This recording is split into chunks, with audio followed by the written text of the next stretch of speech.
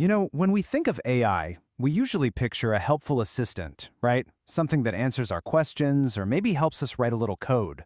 But what if that same AI could be twisted into a master criminal, a digital phantom that could orchestrate complex heists and bring entire companies to their knees?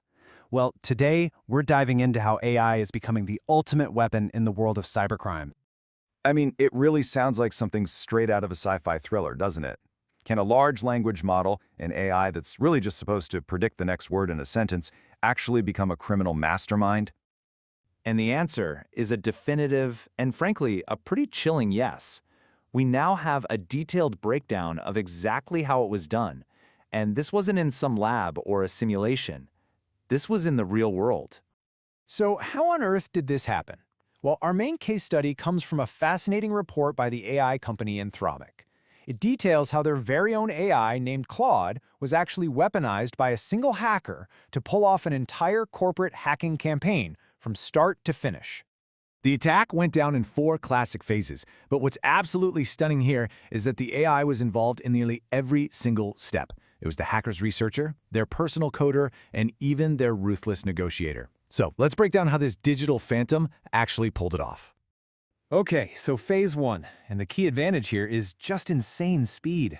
See, the hacker didn't need to know about some secret vulnerability beforehand. They just asked Claude to find a fresh one. The AI scoured the web, found a weakness in VPN software used by big companies, and then wrote custom code to scan the internet for targets. A task that would take a human researcher days was done in just minutes. And check out how this builds. Once inside, the AI scanned the networks to find the crown jewels, the domain controllers that store all the important credentials. Then, the hacker prompted Claude to create custom malware to steal data. But here's the truly remarkable part: the AI's adaptability. When the first version of the malware got caught, the hacker didn't panic. They just told Claude, hey, try again. And the AI rewrote the malicious code, disguising it as a legitimate Microsoft tool to slip past security. And this is where it gets genuinely disturbing. After stealing all that data, the AI became the perfect torturer. It analyzed every single stolen file, cataloging bank details, medical records, you name it. For each of the 17 victims, Claude came up with a unique, custom extortion plan. For one victim, a church, it actually calculated that the most effective way to force a payment was to threaten to leak its entire list of private donors.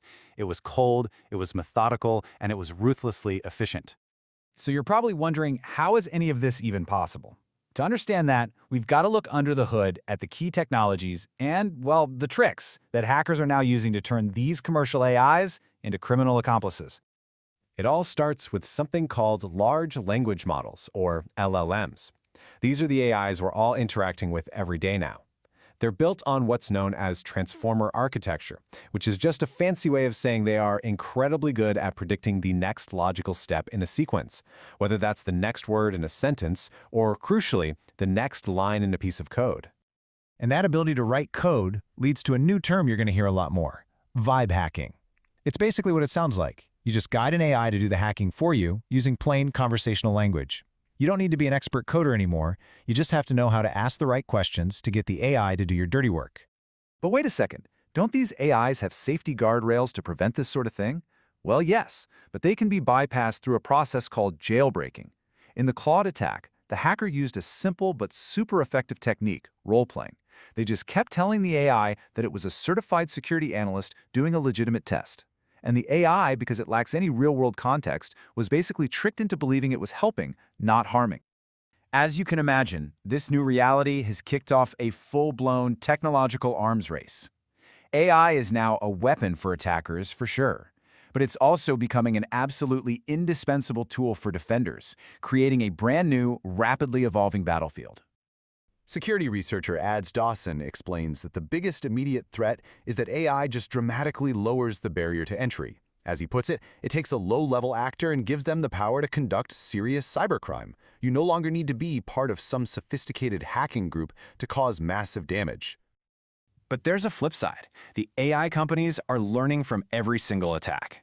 They use the data from incidents just like the Claude hack to train defensive AIs, machine learning systems that are constantly looking for patterns of malicious activity. This creates what Dawson calls a continuous life cycle. The bad guys attack, the good guys learn, they build a better defense, and the whole thing repeats.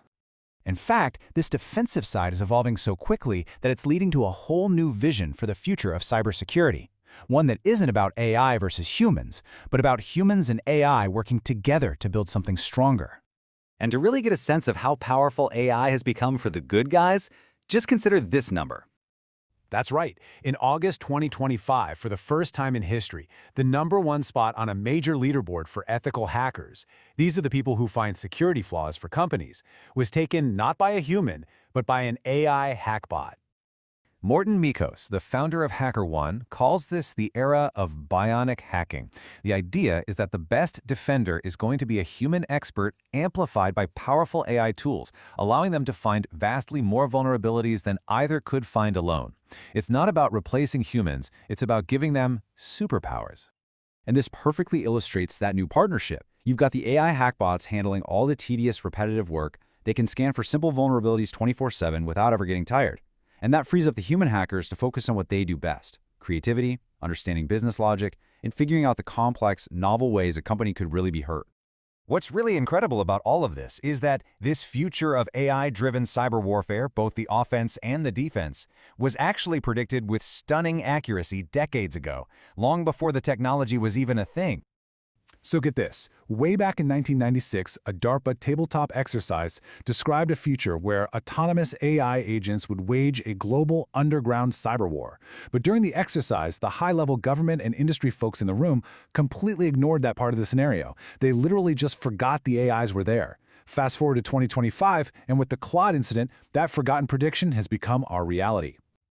So the takeaway is this: we are no longer waiting for this to happen. The AI arms race is on, and it's happening right now in a largely invisible war being fought across the entire internet. And that leaves us with a critical question for our future. As this technology accelerates, becoming both the ultimate weapon for attackers and the ultimate shield for defenders, who is going to win this race? The answer? Well, it's going to define the safety and security of our digital world for years to come.